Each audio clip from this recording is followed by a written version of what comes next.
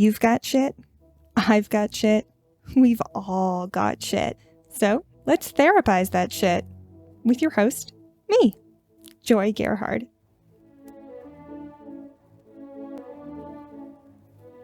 Please note, I am not a therapist. I cannot and do not diagnose anyone or prescribe anything. This is just me, someone who struggles with mental illness, emotions, and intrusive thoughts, sharing what skills I've used and how I've used them. Also, trigger warning, in this podcast, I talk about sensitive topics including mental illness, suicidal ideation, self-harm, rape, childhood sexual assault, trauma, and more. I also swear here and there, so listener discretion is advised. If you're new to the podcast, some context for you. I've gotten a ton of value out of doing group therapy and watching others process their shit. In group, I can see other people's patterns and behaviors much more clearly because they aren't my patterns and behaviors, but rather they're adjacent to mine. It's such a relief. I want to share this relief with you via this podcast, wherein I practice skills while actually in the thick of shit. Each episode, I typically do an introduction and provide some context. Then I play a recording of me actively dealing with shit. This isn't me talking about psychology or theories. I'm actually in distress, having strong emotions and strong urges. You're going to hear me crying, angry, numb. But my intention is always to move through an emotion, never to stay there. So stick with me, and we'll actually come out on the other side by the end of the episode. Alrighty, let's hop to it. Welcome. I am sick right now. My voice doesn't feel great. So you get to listen to me sounding like I do currently. We've been having some bad forest fires, and I made the ineffective choice to go run stairs yesterday while it was super smoky, and I wore my N95 mask the entire time, and yet I woke up with a super sore throat, and I feel like I've been hit by a bus, so great fun. Anywho, welcome back to Let's Therapize That Shit. It's been a hot minute since I've posted an episode. Lots been going on, and I haven't really wanted to sit down and edit anything together. But being sick means I have a lot of downtime to just sit around and do nothing. So here we are. Okay, so let's get into today's episode. Brief orientation before we start. Most of the skills I reference are from the DBT manual by Marsha Linehan. DBT stands for Dialectic Behavioral Therapy, and it is my therapy of choice. The DBT manual is linked in the description, both in PDF form and where you can buy a hard copy. And whenever I'm quoting the DBT manual or really anyone else's work other than my own, I turn on some reverb so that I sound like I'm in a mausoleum or a mausoleum bathroom. So that's fun. The bulk of this episode, the recordings that I'm about to play for you of me using skills in real time, was recorded in March, specifically March 25th, 2022. And I'm recording this commentary on October 18th, 2022. So 7 months later, I'm a bit behind. Some background into what we're about to hear. I have suspected that I might have autism or ASD, autism spectrum disorder, for a while now, but never did any research or looked into getting diagnosed, because every time I had the thought, maybe I'm autistic, I dismiss it because I don't match the symptoms that I'm familiar with. I don't match the stereotype of an autistic person as portrayed by the media. But a friend of mine's partner was getting assessed, and my friend was taking some of the questionnaires with them in support and to kind of compare their experiences. And my friend sent me a link and was all, you might want to take a look into this. So back in February, I took several autism questionnaires, including the RADS-R, which is the Ritvo Autism Asperger Diagnostic Scale Revised. I took the ASPE, I took the RBQ-2A, which is for repetitive behaviors, and several others. And I kept getting scores that were significantly past the threshold for an autism diagnosis. So I started looking into whether it was worth getting a formal diagnosis, like what the pros and cons of getting diagnosed would be, what would be involved in the process, the challenges of getting diagnosed as an adult, and also as not a man, the whole shebang. And once I decided I wanted to pursue a diagnosis, I started researching diagnosticians who work with adults. I created a spreadsheet, because of course I did, with 57 people in Washington state who've been named on various directories for adults with autism. And I sent out emails asking if they had availability and if they would be willing to work with me. Of the 57 folks I researched, I emailed 7 of them. Of those, I only heard back from 2, and they wrote back within a couple days of each other. So the first recording you're going to hear is of me reacting to the second email. And to give you some context about the differences between these two people, option 1 was a diagnostician whose process included traditional intake documentation, so, education, work, health, family history stuff, 7 to 9 hours of testing, interviews with caregivers, a review of any other relevant documentation like school, medical, and employment records, writing up a report, and then a feedback session. And her process, the process for option 1, is rigorous enough to hold up in court. It can be used as forensic evidence, and overall it would cost upwards of $4,000, which would not be covered by my insurance. And another thing, her emails, I didn't like them. I didn't feel great when I read her emails. I'm not going to get into the details of why, but I didn't feel comfortable with her. And so in the recording you're about to hear, I call this first option the forensic person, or the forensic option. That's how I refer to her. Option 2 is a diagnostician whose process included traditional intake documentation, like option 1, so education, work, health, and family history. 2 extensive assessments for me to take, so the RADS-R, which is, as I said earlier, the Ritvo Autism Asperger Diagnostic Scale Revised, and the SRS-2, which is the Social Responsiveness Scale 2nd edition. Her process also included a 2 to 3 hour interview with me, and then writing a report. So overall, option 2 is much less rigorous in terms of corroborating evidence. There's no interview with caregivers or looking at past employment or educational records. It relies heavily on my own reporting. And in the recording you're about to hear, I'm reacting to option 2's email that I got right before going and running the stairs. So you're going to be hearing me in between flights of stairs with dramatically low audio quality, because I was having this reaction and processing these thoughts while running the stairs, which are near a park. So there's a fair amount of background noise, and I'm sorry for that. Alrighty, past Joy, take it away.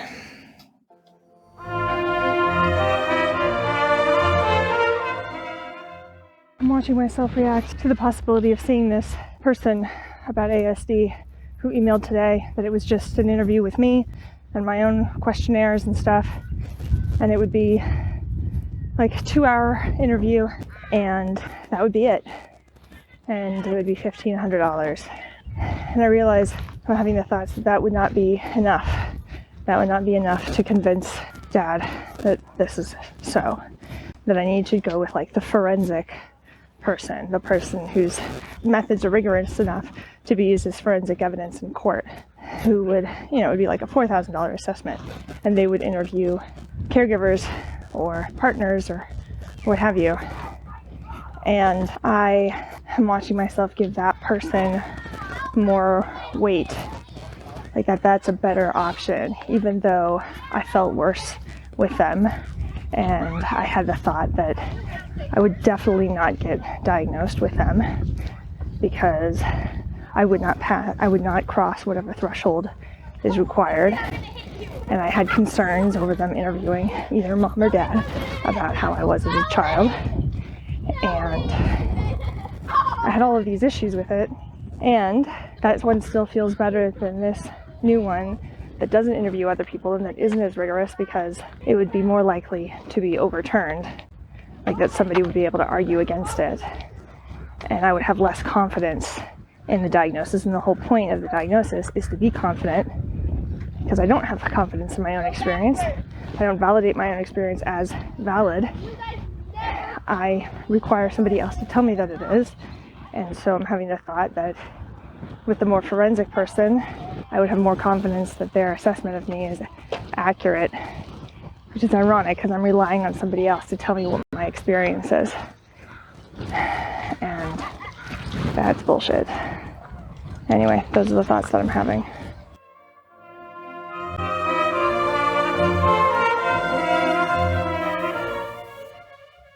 Okay, so that clip is not nearly as clear as I would like it to be. So let me summarize what you just heard. I was having the thought that option 2, the less rigorous option, would not be enough to convince my dad, and also me, that I actually have autism. I was having the thought that option 1, the forensic option, would be more accurate and rigorous, and that their findings would be irrefutable. And I was also having the thought that I would not be diagnosed by that option, by option 1, that I wouldn't meet their more rigorous criteria. Whereas with option 2, I had the thought that while I would more likely be diagnosed by them, I would have less confidence in that diagnosis. And I summed it all up by saying that the whole point of a diagnosis for me is to have confidence in the results, because I don't have confidence in my own experience. I require someone else to tell me what my own experience is. And as I said in the recording, that's bullshit, which is a judgment. So you were hearing me use the mindfulness to current thoughts skill here. And I'd like to take a moment to go over what that skill is. So mindfulness of current thoughts is a reality acceptance skill. It's a skill that helps us accept the reality of our situation. And reality acceptance skills are distress tolerance skills. One of the things that cause distress is a lack of acceptance around what is actually so. Other reality acceptance skills are listed out on Distress Tolerance Handout 10, and they include radical acceptance, turning the mind, willingness, half smile and willing hands, and the one you were just listening to, allowing the mind, mindfulness of current thoughts. Those skills are skills that we can use to accept reality. So, what is mindfulness of current thoughts? I'm going to be reading from Distress Tolerance Handout 15 here. And again, there's links in the description. So how does one practice mindfulness of current thoughts? There's 4 kind of overarching steps, which are 1, observe your thoughts. 2, adopt a curious mind. 3, remember you are not your thoughts. And 4, don't block or suppress thoughts. So, getting into each of those a little bit more here. Step 1, observe your thoughts as waves coming and going, not suppressing thoughts, not judging thoughts. Like there are no good or bad thoughts. Thoughts are things our brain does. Our brain thinks. And like our heart beats, our brain is going to generate thoughts. Not all of them are going to be winners. Not all of them will be factually accurate. They're thoughts. It's what our brain does. So getting back to how to observe our thoughts, we do this by acknowledging their presence, not keeping thoughts around, not analyzing thoughts, practicing willingness, stepping back and observing thoughts as they run in and out of your mind. Step 2 is adopt a curious mind. And how do we do that? Ask, where do my thoughts come from? Watch and see. Notice that every thought that comes also goes out of your mind. Observe, but do not evaluate your thoughts. Let go of judgments. Step 3 here is remember you are not your thoughts. Do not necessarily act on thoughts. Remember times when you have had very different thoughts. Remind yourself that catastrophic thinking is emotion mind. Remember how you think when you are not feeling such intense suffering and pain. And then step 4 is don't block or suppress thoughts. Ask, what sensations are these thoughts trying to avoid? Turn your mind to the sensation, then come back to the thought. Repeat several times. Step back. Allow your thoughts to come and go as you observe your breath. Play with your thoughts. Repeat them out loud over and over as fast as you can. Sing them. Imagine the thoughts as the words of a clown, as recordings getting all tangled up, as cute animals you can cuddle up to, as bright colors running through your mind, as only sounds. Try loving your thoughts. So in the recording you just heard, I was using mindfulness to current thoughts and labeling my thoughts as thoughts. I could have said, I'm not going to get diagnosed with a more rigorous forensic person, which treats that as a certainty. Like, this is fact. I will not get diagnosed by the more rigorous forensic person. And it's also fortune telling. Like, I'm predicting how the future will go with certainty.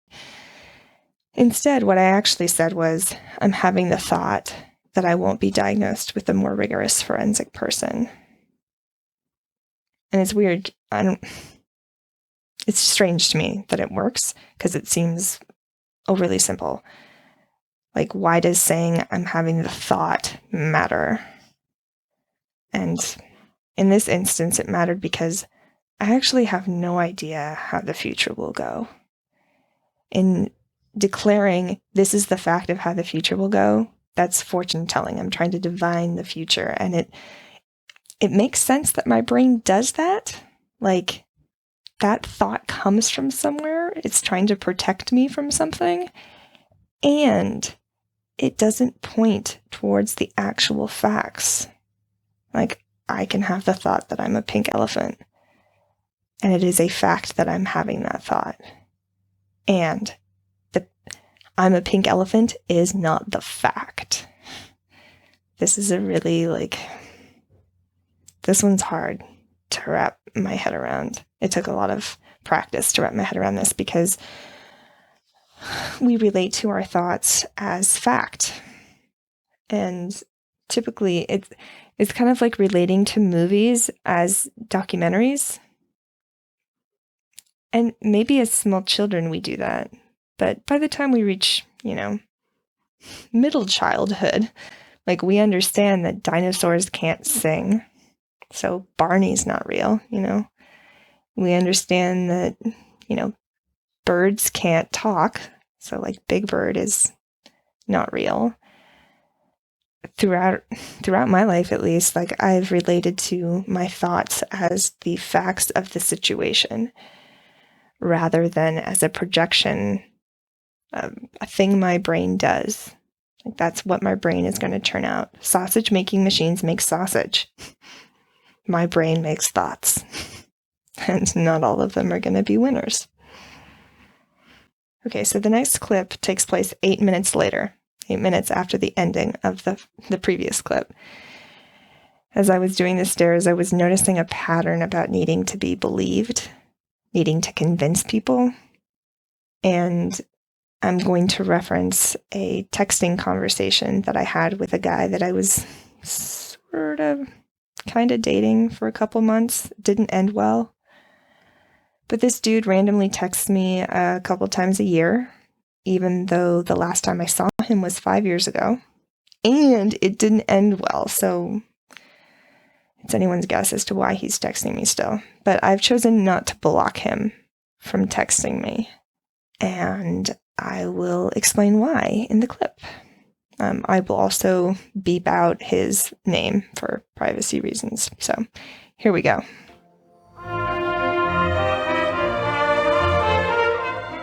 I also just realized one of the reasons why I haven't historically had boundaries with men who are gross at best, abusive at worst, is I need them to cross a threshold where it is obvious to other people, because I have it that if I tell other people this person's being gross, I won't be believed unless there's some obvious, visible evidence that I can take and show.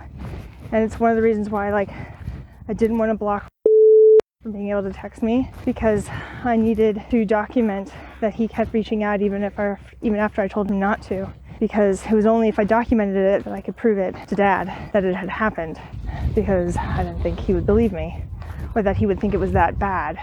And it turns out that even if he does believe me, he doesn't think it's that bad, because he can't conceive of my experience, because he's never been in a situation where he was scared of a romantic partner or in pain because of a romantic partner.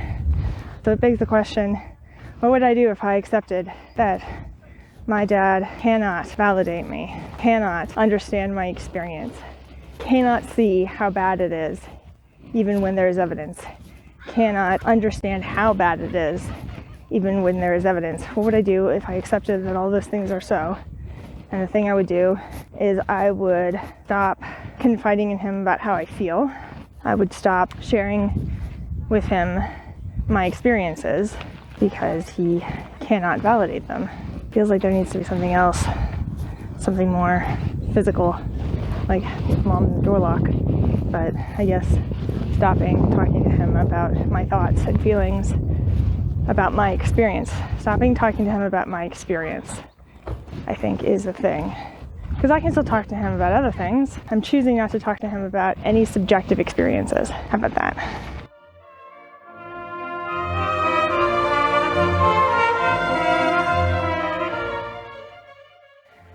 Okay.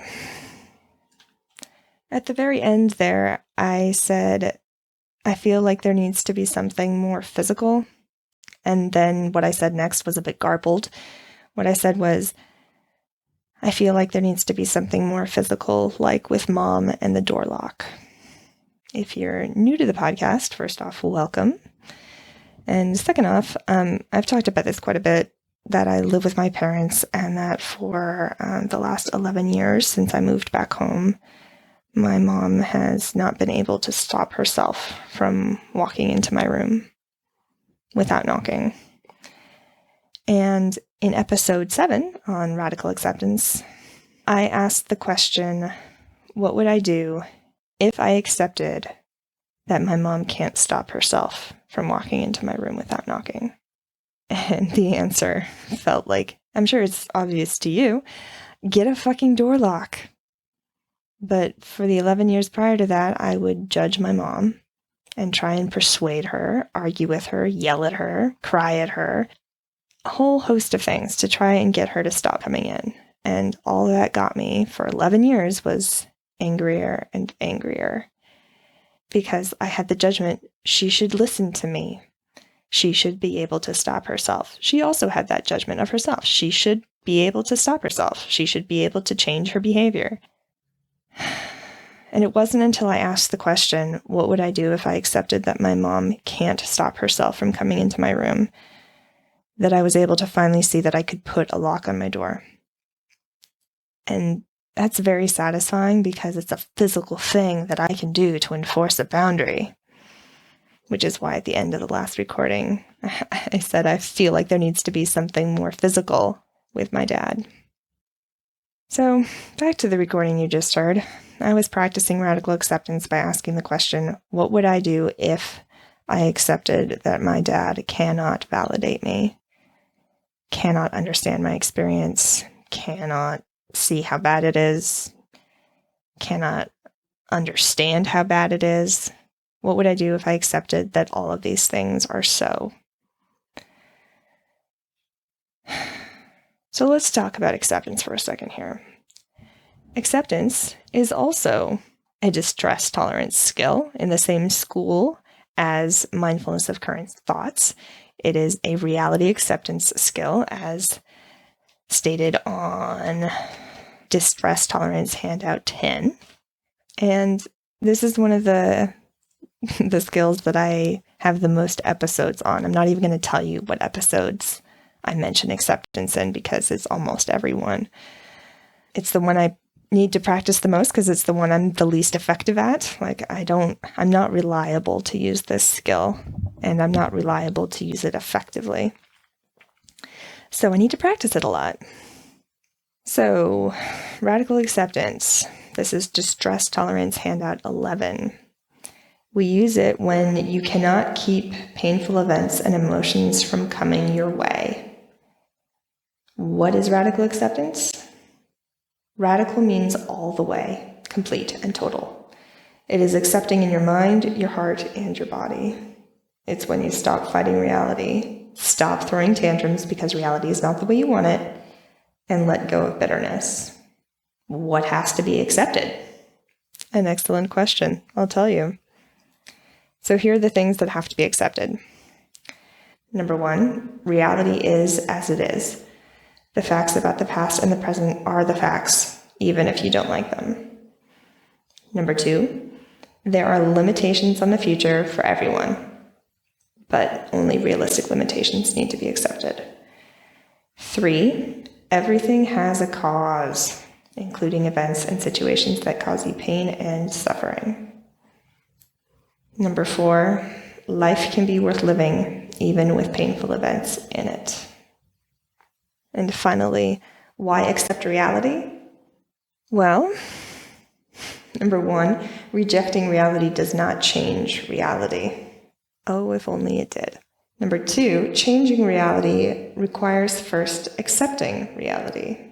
In the same way that, if you're lost and in a scary part of town that you don't want to be in, and you want to find your way home, if you go to your map app on your phone, you're going to type in your home address or whatever, but your phone can't tell you how to get there until you turn on your location. You have to know where you're starting from, even if you don't like where you're starting from. That's a necessary part of getting directions to someplace else. Getting back to why accept reality, number 3 here is pain can't be avoided. It's nature's way of signaling that something is wrong. Number 4, rejecting reality turns pain into suffering.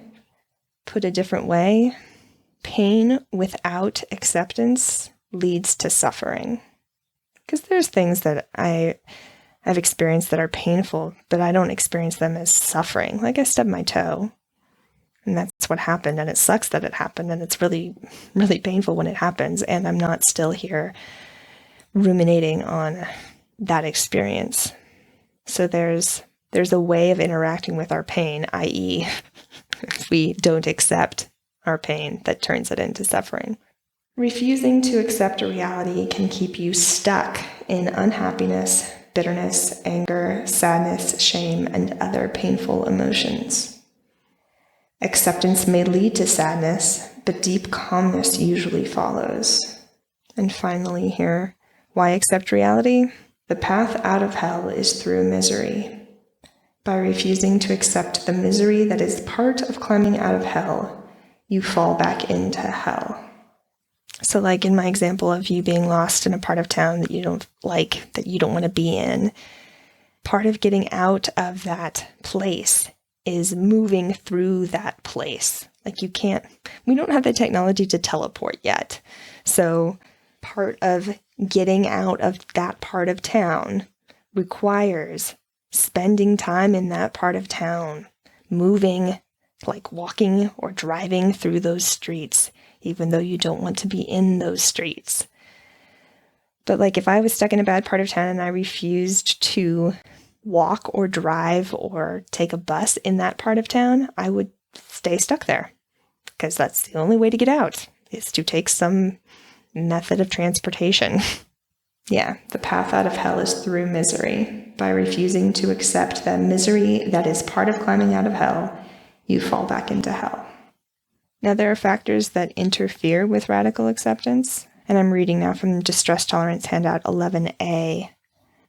Radical acceptance is not approval, compassion, love, passivity, or against change.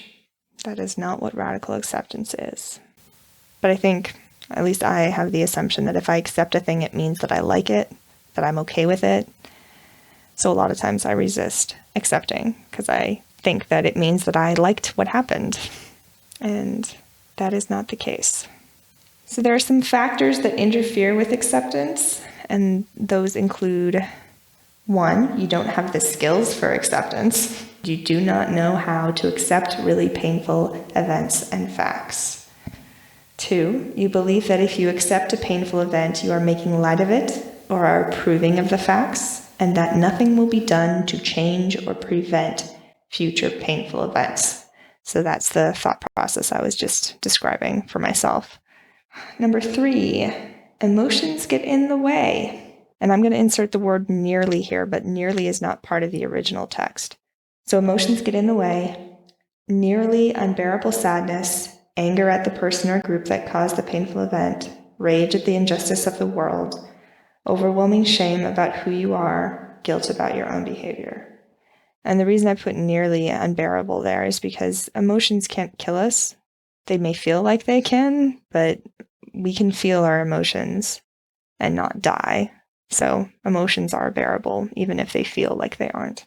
And then another thing that gets in the way of acceptance, and this comes from my first DBT instructor, a lack of a real understanding of what you're accepting. So I don't have to accept that my dad sucks at validation. That's a judgment. And accepting that's not actually going to stop my pain from turning into suffering. We need to accept the facts. I need to accept the facts. And if you don't have practice in this, this is actually very challenging because I've collapsed my thoughts about a thing with the facts of that thing. And my thoughts about something aren't fact. It is a fact that I have the thoughts, but the thoughts I'm having don't necessarily point to fact. Like my dad can invalidate me, and I can have the thought, my dad's a jerk. It is a fact that I had that thought. And what actually happened was not my dad being a jerk. What actually happened was my dad invalidated me. And I felt pain that he invalidated me. And I judged him for invalidating me. And I felt angry because I judged him for invalidating me. Like all of those things are facts, but it's treating my thoughts as thoughts rather than treating them as indicative of fact. This is nuance. I understand it's nuance. Let's get back to the clip here because I think I'll explain it a little bit more. So listening back to the recording you just heard, I was asking the question, what would I do if I accepted that my dad cannot validate me, cannot understand my experience, cannot see how bad it is, cannot understand how bad it is? So those are the facts: that my dad cannot validate me and has not, that he cannot understand my experience, that he cannot see how bad it is, and that he cannot understand how bad it is. But in listening back to this, I realized that I didn't explicitly say a huge part of the facts that I need to accept. Another fact is, I don't have the ability to not be triggered by invalidation. Put another way, currently I am always triggered by invalidation. So my full question here is, what would I do if I accepted that my dad doesn't have the skill of validation and that I am always triggered by this? And that's the question that I answered in the recording you just heard. I didn't ask it that way, but that's the question that I answered. And my answer was, the thing I would do is I would stop confiding in him about how I feel, and I would stop sharing my experiences with him. So now, on to the next clip, which is a few minutes later. And the opening is a little hard to hear. What I say is, okay, I'm fucking annoyed right now because something just occurred to me. So past Joy, take it away.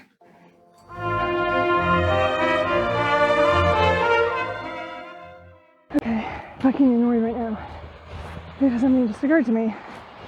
If I take action consistent with accepting that my dad does not validate, cannot understand my experience the way I want him to, then what that leaves is all that energy that I spent focusing on finding exactly the right argument to convince him to explain it, finding the perfect words, the perfect analogies, the perfect access point and entry to have him get it.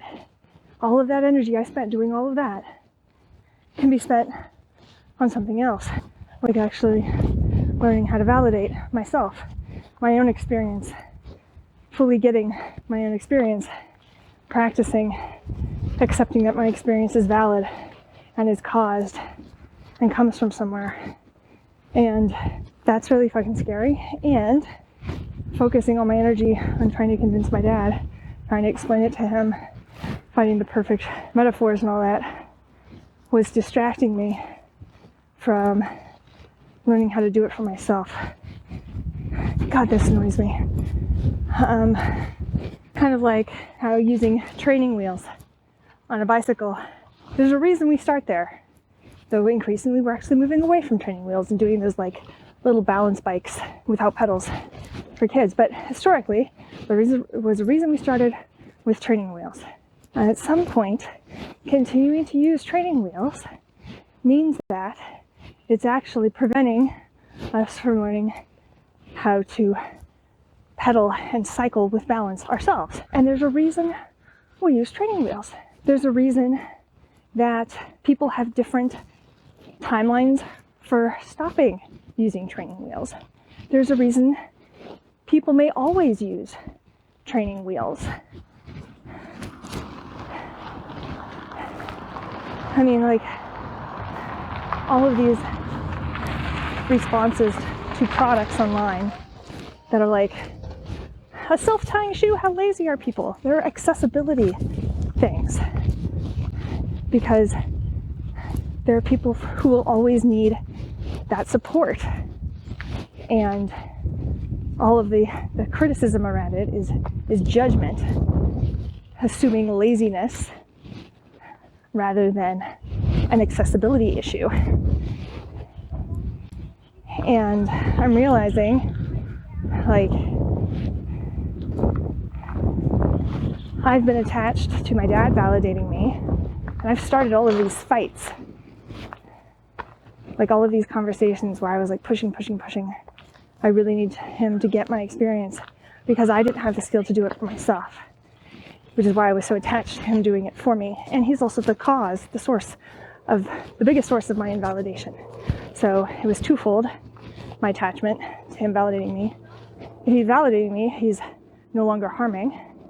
And if he validates me, he can heal past invalidation. It addresses this attachment I have that he validate me, like this desire for him to validate me because he's the one who's hurt me with his invalidation so much. So I have it that it means more. If I can get him to see it, it means more. It's like super validation if he can validate me. Well, I guess it's threefold. If he can validate me, I don't have to learn how to do it for myself.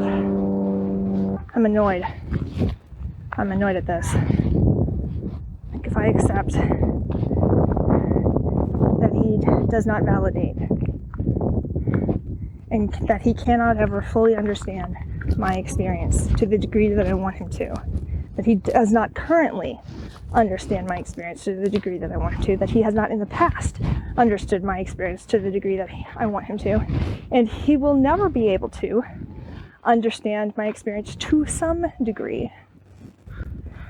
I don't know if he will always be this unskillful around it. He might get better, and it is physically impossible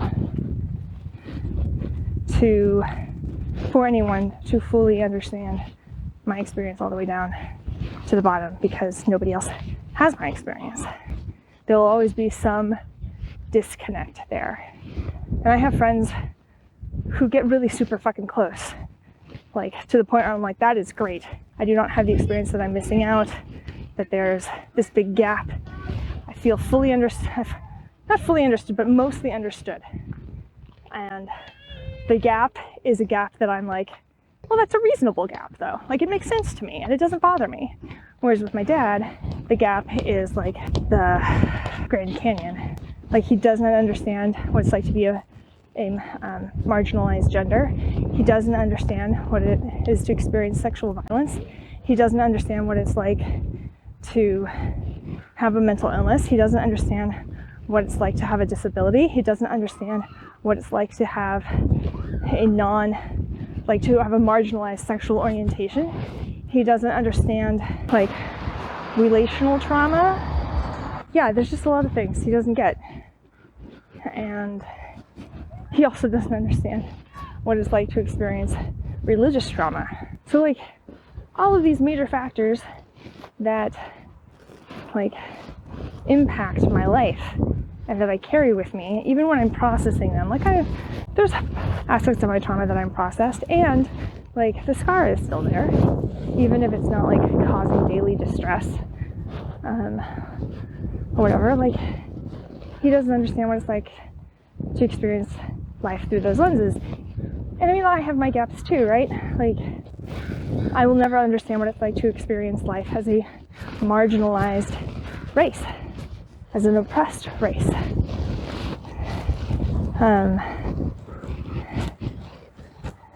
To be of a race that does not have institutional power, I will never understand that, what that's like, to the full extent that one can, you know?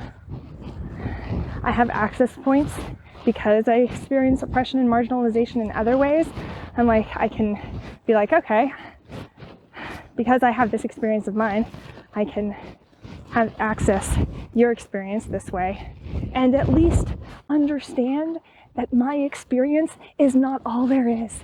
I can understand that it is possible for people to have other experiences that I don't get, because I have experiences that other people don't get, where for some reason my dad cannot wrap his head around having an experience that isn't the standard, the quote-unquote norm, and also quote-unquote standard, to have an experience that isn't portrayed by literally every form of media on the planet. Like,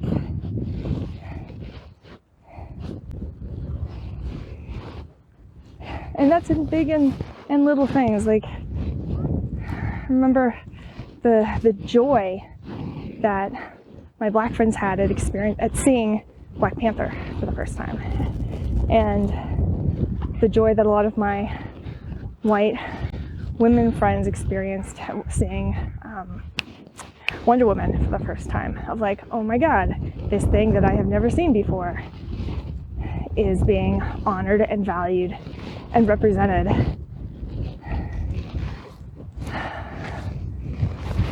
Okay, fuck. Well, if I accept that my dad cannot fully understand and validate my experience, strike that. If I accept that my dad cannot understand my experience to the degree that I want him to, and has not understood my experience to the degree that I want him to, if I accept that my dad does not validate my experiences and has not validated my experiences, what would I do if I accepted those things? I would have to figure out a way to do it for myself. Fuck. Right? Fuck. God, this annoys me. And they keep asking the question. And my sister, hi Ruth, also asked this question of like, what would I do if my dad was no longer alive right now? Like, there would have to be ways, I would have to have a way of healing that does not require his presence, that does not require his input. Because there has to be a way for me to heal when people die, if those people have hurt me, right?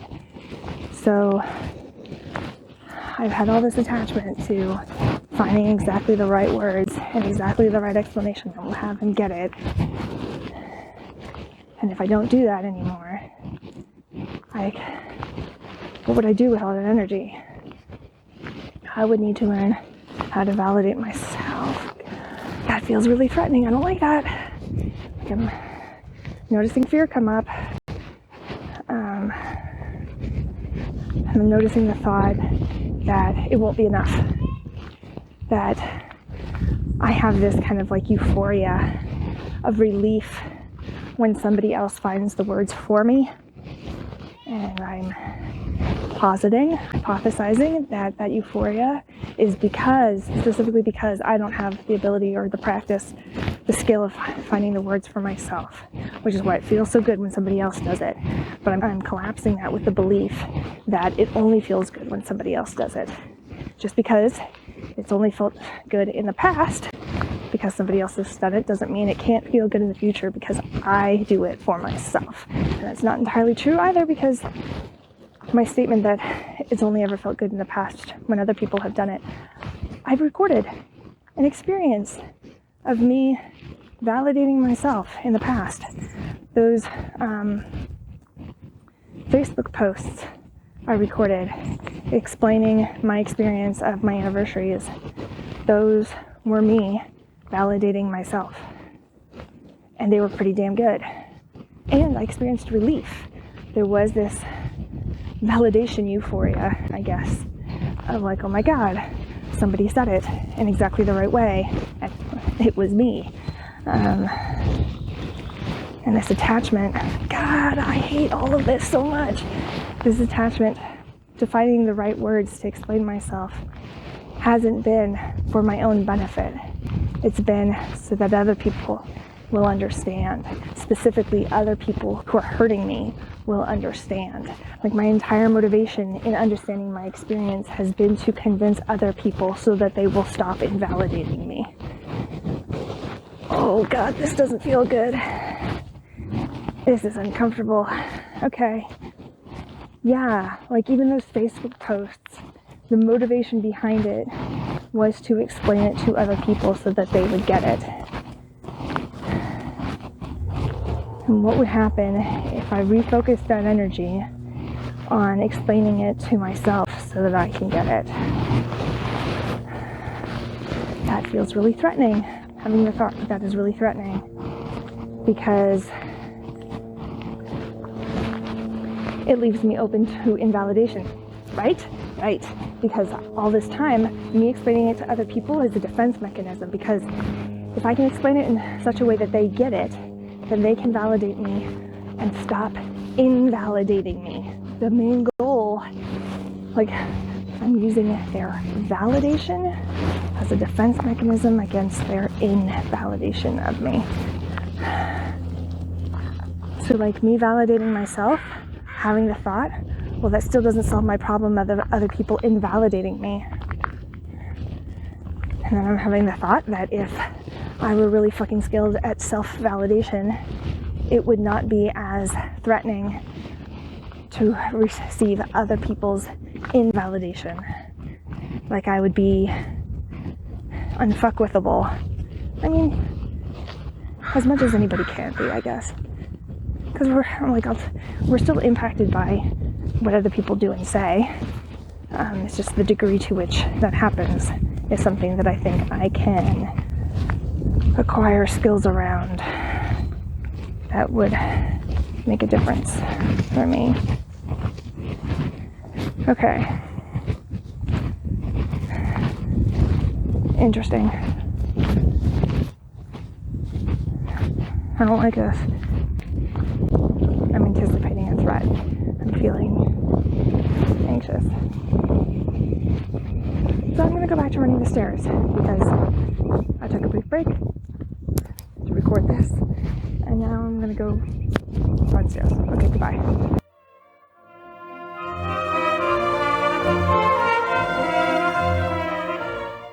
Okay, so a lot was going on there, and on top of what I was saying, there was a lot of other sound. So to summarize, I was realizing that I haven't been accepting that A, my dad doesn't have the skill of validation, and B, I don't have the ability to sit with invalidation and not be triggered. And because I was not accepting that those two things were true, I was totally attached to forcing my dad to stop invalidating me. I was trying to force my dad to stop invalidating me. And I was trying to force him to validate me. And I was trying to achieve 3 goals by doing this. 1, if I can force him to validate me, that stops his invalidation. Like if he's validating me, he's not invalidating me. 2, if he's validating me, that helps heal instances of when he's invalidated me in the past. And 3, this one's painful. I don't like this one. Forcing him to validate me means I don't have to learn to validate myself. So what is there for me to accept? As I've said before, the facts and only the facts. My dad is bad at validation is not a fact. It's a judgment. So in the recording you just heard, I reframed it in a non-judgmental way. I said that my dad has not had the skill of validation to the degree that I wanted him to in the past. And my dad currently does not have the skill of validation to the degree that I want him to, like in the present. And we can extrapolate that even further, that he hasn't had and doesn't have the skill of validation to the degree that I want him to in the areas that I want him to have it. Because if I tell him he's bad at validation, he'll give me a bunch of examples where he does validate and he does use that skill, and he would be correct. So I need to get more specific. It's not that he doesn't have the skill at all. It's that he doesn't have the skill to the degree that I want him to in the areas that I want him to have it.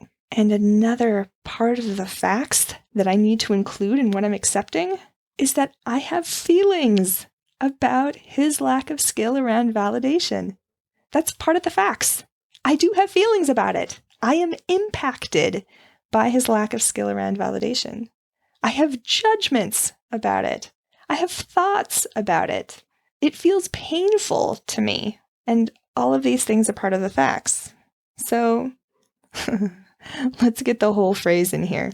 What I need to accept is that my dad has not had and doesn't currently have the skill of validation to the degree that I want him to have it in the areas that I want him to have it in. And that feels painful to me. And I have feelings, thoughts, and judgments about this lack of skill, which is a fuck ton more words than my dad sucks at validation. But here's something I'm noticing. I didn't even write this down in my commentary notes. I'm just coming up with this on the fly here. My dad sucks at validation is a lot harder to solve because the problem is very vague. Whereas my dad has not had and doesn't currently have the skill of validation to the degree that I want him to in the areas I want him to have it. And that feels painful to me, and I have feelings, thoughts, and judgments about his lack of skill. Like there's things I can do about that, and we'll get to that in a second here. So let's ask the whole question. What would I do if I accepted that my dad has not had and doesn't currently have the skill of validation to the degree that I want him to have it in the areas that I want him to have it in, and that feels painful to me, and I have feelings, thoughts, and judgments about his lack of skill? What would I do if I accepted all of that? And that's what I answered in the recording you just heard. I said that I'd put up boundaries for myself in my relationship with my dad. And those boundaries would look like me choosing not to confide in him about how I'm feeling and what I'm thinking about, like therapy, trauma, healing, the state of the world. And I didn't say this in the recording, but I'm saying it now, concurrently with doing that, with putting up those boundaries. If I accepted that big, long-ass sentence, I would also practice self-validation so that I get way better at it. And I would also work on healing from past invalidation that I've experienced. And I'd also want to heal from past invalidations that I've experienced. So I mentioned that I'm shit at self-validation. I'm not skillful at self-validation, which is not entirely true. In the recording you just heard, I mentioned Facebook posts where I validated myself on my trauma anniversaries. And you can actually go and listen to those. That's in this series on trauma anniversaries that I did, which is episodes 14 through 16. And those posts specifically are in episode 16. So it's not that I don't have the skill. It's that I'm not reliable to practice the skill, and I'm not getting better at it, I guess. And, oh God, okay. In listening back to the recording that I just played, I physically gulped when I heard myself say, my entire motivation in understanding my experience has been to convince other people so they will stop invalidating me. And as soon as I heard myself say that, I was like, oh, that doesn't feel good. And of course, in the recording, I said, that doesn't feel good. So at least I'm consistent here.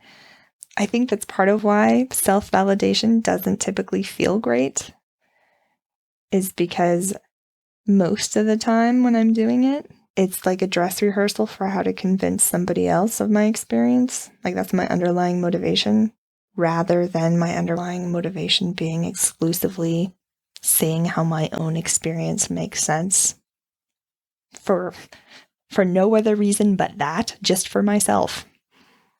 Because it really doesn't feel good to validate myself with the intention of using that to convince other people. So what is there to do about this?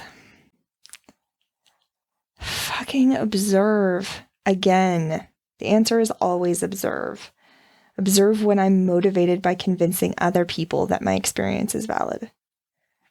Observation's almost always the first step. Like in practicing non-judgment, the first step is to notice that I'm judging. Not do anything about it, just notice it. The first step of radical acceptance is notice you're out of acceptance. You're not accepting. The first step in a ton of skills is notice that you're not using the skill. So the thing for me to do is notice when I'm seeking external validation, when I'm trying to convince other people of my experience.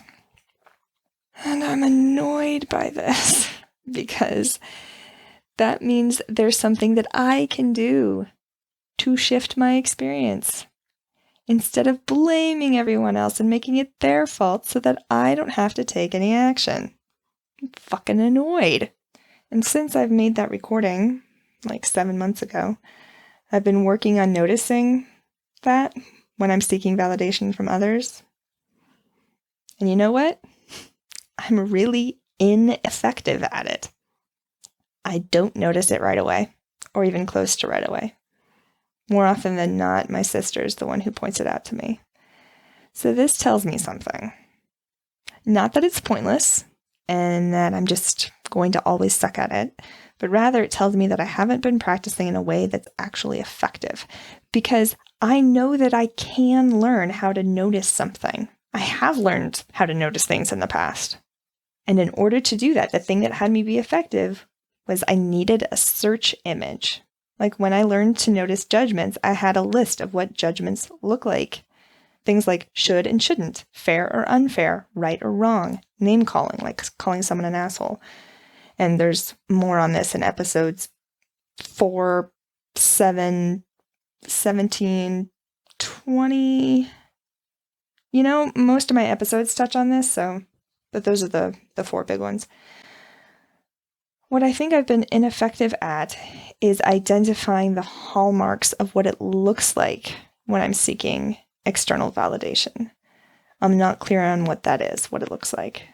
So the first step is to determine what the search image needs to be so that I can notice it in the future. And in fact, I do know one thing, because I've noticed this while I've been doing exposure therapy. Ruminating.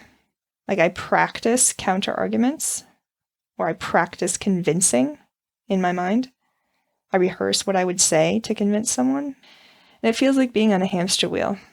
There's something very hamster wheel-like about what my brain feels like in those moments, because there is no start and end point.